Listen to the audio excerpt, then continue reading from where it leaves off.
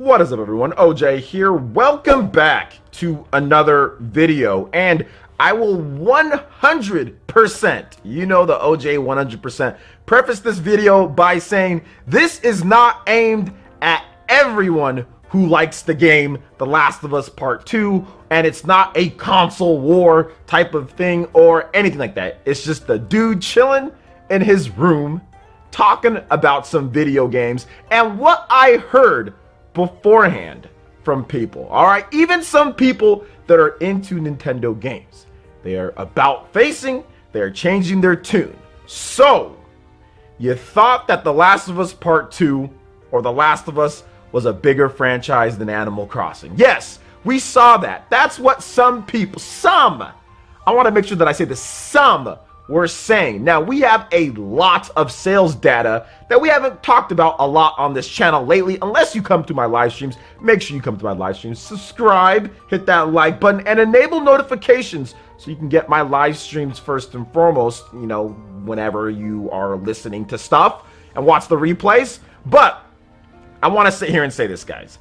A lot of people thought that Animal Crossing, based off of the sales of Animal Crossing New Leaf, was not as big of a franchise as The Last of Us. And some even went as far to say that The Last of Us Part 2 is going to smoke Animal Crossing in sales. And the proof was, of course, The Last of Us Part 1, how much that sold across 2 platforms, and the fact that Animal Crossing New Leaf, right, did not sell as much as The Last of Us Part 1 across those 2 platforms, even though you're combining just like a massive install base. You're like 100 million plus another, 80 million. And of course, it's not all people that actually have the system. There's some repeat buyers, but you guys get what I'm trying to say here compared to the 70 something million that the Nintendo 3DS had. So that was the comparison here, guys. But now we have some new sales data, and we have some stuff that's actually pretty freaking crazy when it comes down to it, because Animal Crossing is unlike anything. Animal Crossing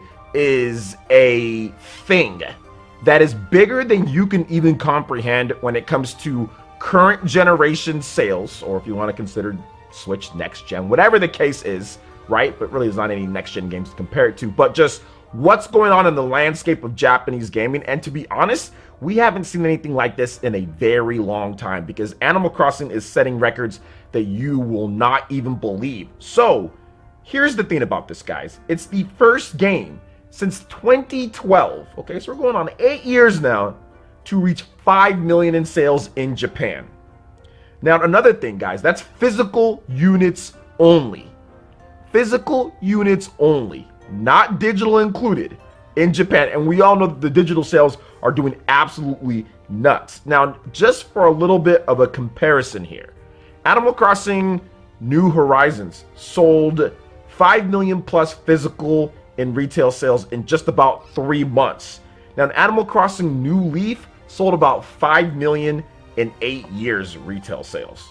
That's just a mind-blowing stat. Shout outs to my dude Benji who put that out there on Twitter. Make sure you guys follow him. Link in the description below. But it goes beyond that. We heard that Animal Crossing has sold over 10 million units digitally, which is just nuts as well. And these numbers aren't even as accurate in terms of what Nintendo is reporting. This game, bestsellers charts all over the place, eShop, you see it on Amazon, wherever the case is, Animal Crossing is a bestseller. So it's interesting to see that there were people that actually thought, based off of just simply what we had before and the 3DS, that Animal Crossing wasn't going to be as big as some people were saying it would be, and that The Last of Us, despite it being a great game or not, based on how you see things, I like the game. I gave it an 8 out of 10. Make sure you check out my review on the channel. I thought it was a pretty good review of the game. But the problem is that Animal Crossing is one of those games that it kind of like transcends things, right? Because you have Animal Crossing, you have the portable base of people who love Animal Crossing, right? New Leaf, all that good stuff. But then you also have the home console base that remember City Folk and remember Animal Crossing on the GameCube.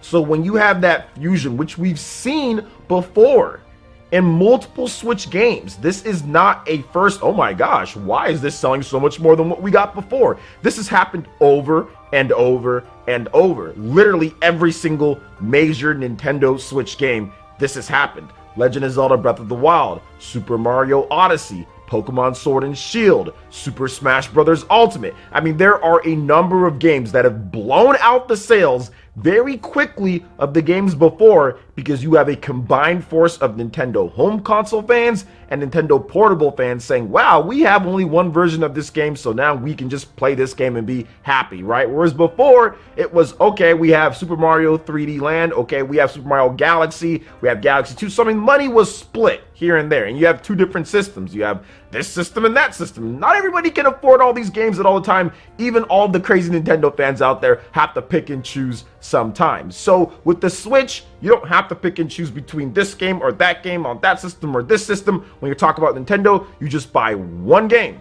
You just buy one game and you get that. Like, for example, Super Smash Bros. Some people literally chose the 3DS version over the Wii U version, or just simply didn't have a Wii U to play, so it was 3DS version it is. But now you basically get both. You get all of it, and it's in HD, and it's portable, and you can play it in your bathroom when you're using the bathroom, or you can play it wherever you want. You can play it in the car, wherever you feel like playing. So it was created a perfect storm that has caused the sales to be this much, which I said was going to happen, with Animal Crossing. I thought the game was going to do extremely well, much better than what anybody would have thought. So that's the reason why, not too long ago, I think like a month or 2 months ago, I remember making a video talking about Animal Crossing and how it sold better than all of the PS4 exclusives. This was before The Last of Us Part 2 came out, and some people were even saying, oh, well, wait till The Last of Us Part 2 comes out. Wait for The Last of Us Part 2, and I saw stuff on Twitter. I was like, listen, guys, listen. It's not about that, all right? It's not about that. Animal Crossing is selling at such a fast rate, it's going to be hard for any other game to be able to compete with the rate that it's selling. You know, whether you want to put it on COVID or whatever the case is, it doesn't matter. What matters is that it's got its numbers it's got for whatever reasons it's got. And mainly because they don't make a lot of them very often too. I think that that's one of the main reasons why we see Animal Crossing do as well as it's done, is that the last Animal Crossing came out like, what, 2013? So it had been a number of years, 7 years plus or whatever the case is before or after the last Animal Crossing game. So fans literally were like kids, like kids when they first bought the game, and then now all of a sudden they're adults and they're like, oh heck yeah, I'm gonna buy this game. I've been waiting since I've been a kid, right? Or even if you're an adult, now you're more of an adult, you have kids now, or whatever the case is, and you can play it with them. So it transcends what normal or typical games do, because most successful games, you will see sequels, you will see follow-ups, you will see multiple spin-offs. You'll just see all sorts of stuff. And with Animal Crossing, you just don't get that. What we got was Happy Home Designer, and we got Animal Crossing Amiibo Festival. Two games that aren't really much, you know, whereas with Mario, we see Super Mario Odyssey, New Super Mario Bros., we see Mario Maker. I mean, obviously they're not all the same, but you guys get what I'm saying here. There are a lot of Mario, you know, in lots of different types of aspects or types of games, whereas Animal Crossing, not so much. And the mainline type of Animal Crossing that everybody loves, you rarely ever see that, right? How many Animal Crossing games are there? The game's been out for like, what, 20 plus years? Since the GameCube/N64, and we've only gotten a handful of games. It's just something that you don't get it very often, and people have responded accordingly to it. Now, don't get me wrong, I want to make sure that I say this, but I mean, if you've made it this far, if you're not already typing angry comments about me hating Last of Us Part 2, which I don't, by the way, but if you've made it this far, don't get me wrong, The Last of Us Part 2, 4 million in its opening weekend, which is really good. That's really good. And